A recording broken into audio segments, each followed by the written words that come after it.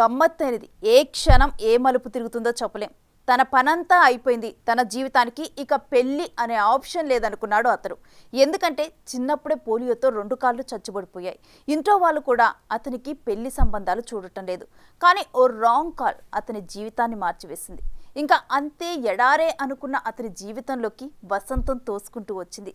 Cinema స్టోరీని తలదన్నేలా ఉన్న స్టోరీని మీరు చూడండి.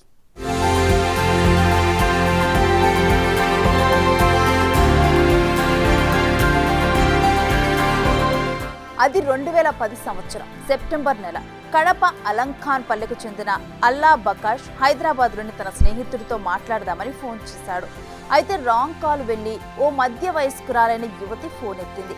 అవతల మహిళ గొంతు వినగానే సలీం ఉన్నాడా అని అల్లా బకాష్ అడిగినప్పుడు ఆమె కొంత కటువుగానే మాట్లాడింది. ఇద్దరి మధ్య మాట పెరిగింది.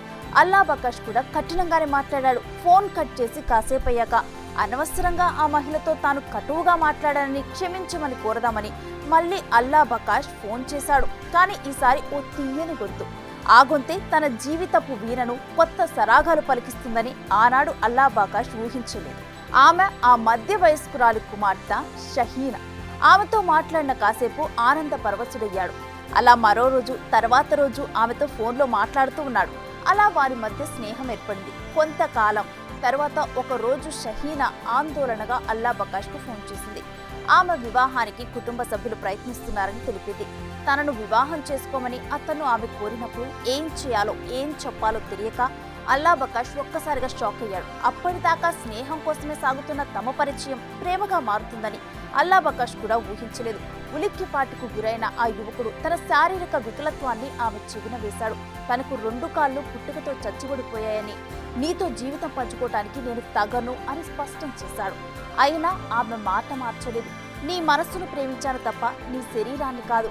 ఆ దైవం ఎలా నిర్ణయిస్తే అలా అవుతుంది. వెంటనే బయలుదేరి విజయవాడ వచ్చి తనను తీసుకుపోవాలని కోరింది.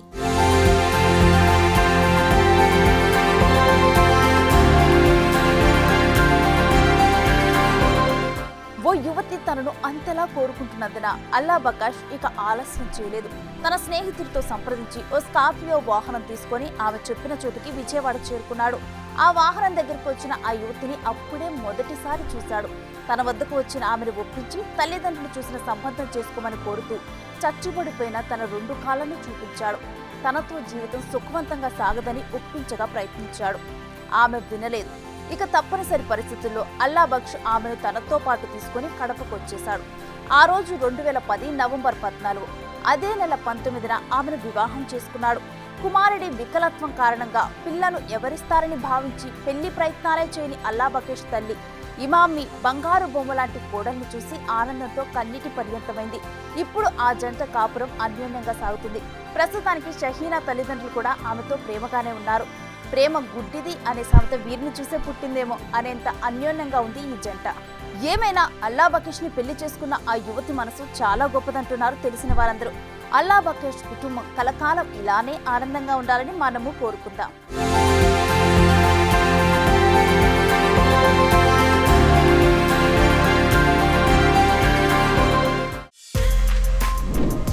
For more videos like this, subscribe Big TV channel.